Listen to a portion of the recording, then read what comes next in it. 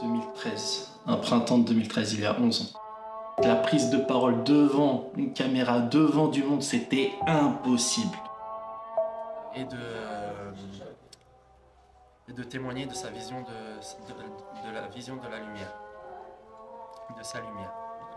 À l'époque, j'étais en vacances à Djerba avec ma femme et j'avais vu une vidéo, mais manque de connexion. La vidéo m'intriguait par le début, par les paroles de la personne. Donc, je m'étais dit, je verrai ça plus tard. Et dès que je suis arrivé la semaine d'après à la maison en France, là, j'ai totalement plongé dedans. Ça parlait de choses dont je ne pensais pas que cela était possible. De lumière, d'un maître spirituel. Et j'étais arrivé à un moment de ma vie où je recherchais cela. Donc ce fut le moment pour moi à 20 ans de m'engager, de savoir vers où je vais.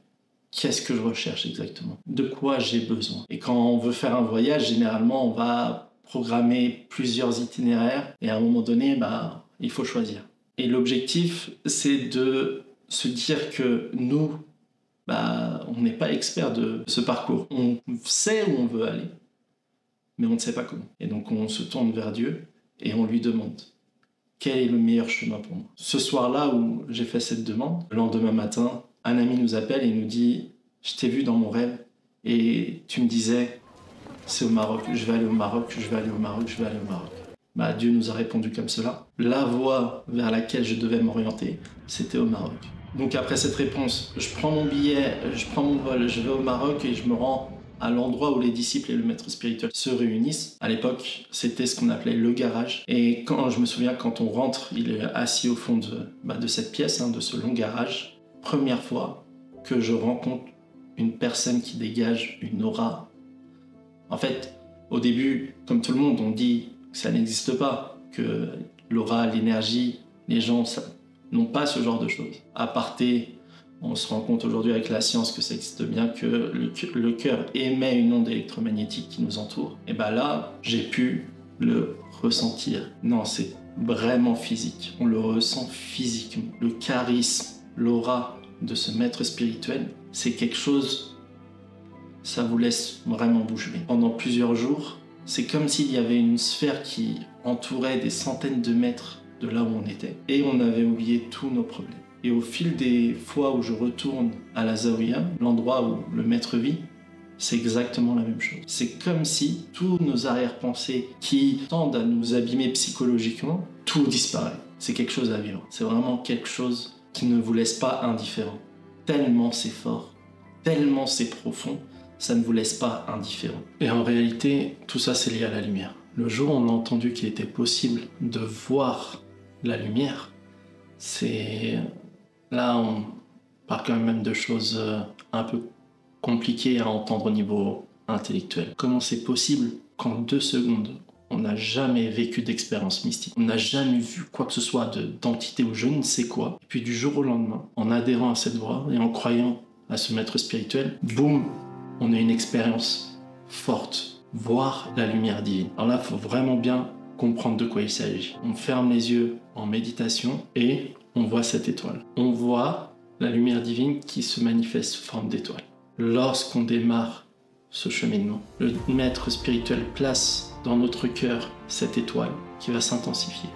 Petit à petit avec notre amour. Plus notre amour va grandir, plus cette étoile va se transformer en croissant lunaire. Cette lune va grandir, grandir, grandir la luminosité jusqu'à laisser place au lever du soleil. Et c'est ainsi que, une fois que le soleil prend place et qu'il illumine notre être, on rentre à l'intérieur et on voit des choses qui dépassent notre imagination. C'est à ce moment-là, généralement, tu vas me dire hey, attends.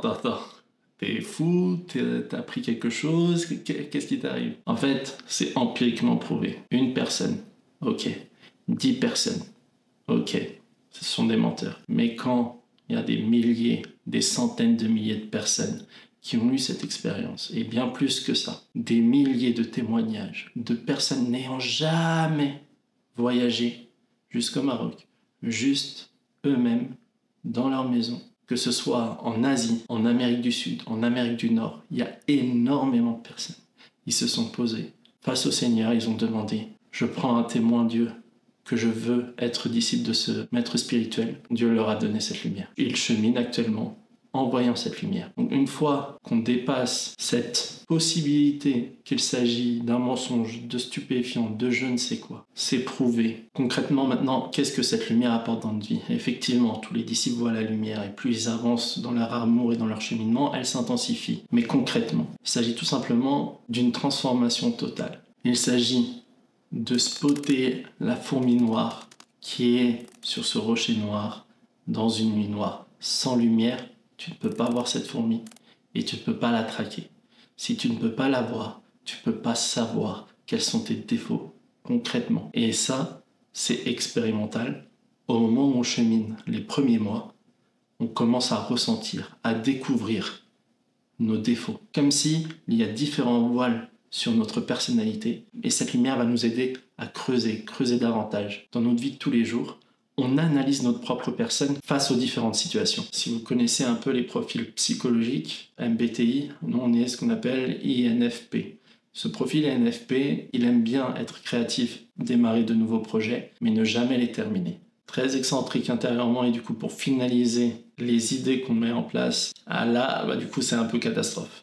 C'est aussi un profil assez sujet, on va dire, à tout ce qui est addiction, etc. Addiction notamment, les addictions aux jeux vidéo, etc. où je passais des heures sur les jeux vidéo. Et la lumière va servir exactement à cela. Le maître spirituel est au centre du cercle et il vous tend cette lumière. En tant que profil MBTI, je vais me retrouver dans une couleur, dans un angle spécifique de ce cercle. Et le maître spirituel nous tend cette lumière.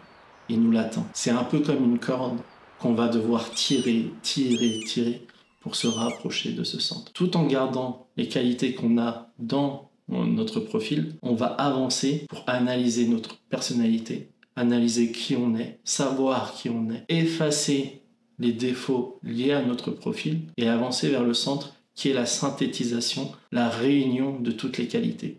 Et à l'extérieur, il n'y a que les défauts. Et c'est donc en se rapprochant de ce centre qu'on délaisse nos couleurs initiales et qu'on se retrouve au centre sans couleur, totalement blanc, immaculé, et qu'on goûte à la véritable vie et au véritable sens du bonheur.